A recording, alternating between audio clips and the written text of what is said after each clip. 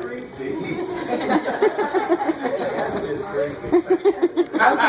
enough of all that sappy stuff. It's easy as hell to make this man cry. But that's not why we're here, now is it? He's the weepiest man I know. Hell, all you gotta do is sit him in front of The Biggest Loser, and he's sobbing like a baby. Those people are working hard. Yes, every Tuesday night, as we sit down to watch those fat people get all sweaty, Ron has to have a variety of healthy snacks and a box of Kleenex on the coffee table in front of him. Seriously, you can't even imagine.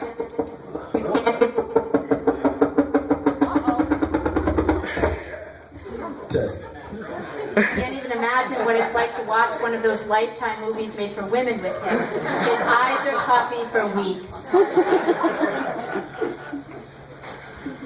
But Ron and his sons absolutely love comedy, especially those raunchy roasts that are on Comedy Central. You know, the ones where they talk about Lisa Lamparelli's vagina being big enough to drive a truck into.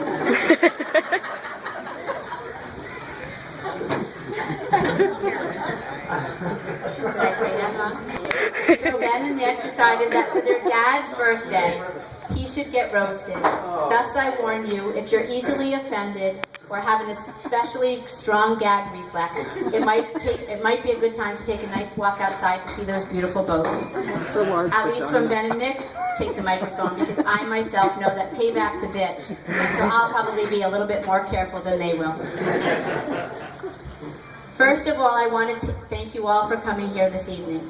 How cool is this, that we could gather so many people from all parts of Ron's life before he's dead, you know, so that we could talk about him and laugh about him without feeling guilty.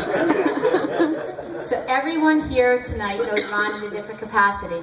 Some of you are his childhood friends, and others came into his life more recently. Some of you folks are old co-workers, and some have the pleasure of working with him now. Perhaps you are a member of his original fan club when he started to sing karaoke in the local bars. Some of you know Ron through real estate, and others have performed with him on stage. And I dare say there's even one or two here that have known Ron in a more intimate way, and more few that would if they could, but I won't mention any names. Corey Morse.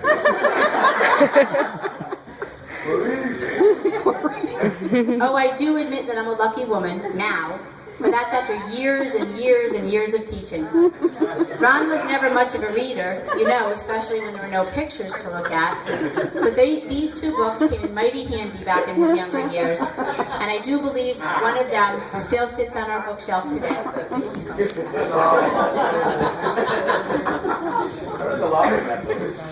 But just let me remind you girls, he's 50 years old now. A half century, that is. I imagine a trip to see Dr. Dick, the Dick Dr. Frazier isn't that far off. And those little blue pills will soon become one of Ron's best friends. Of course, we'll never be able to afford them with this new high-deductible healthcare plan we have. So I can just imagine it now. No, Michael, you can't have new sneakers because your daddy needs a boner.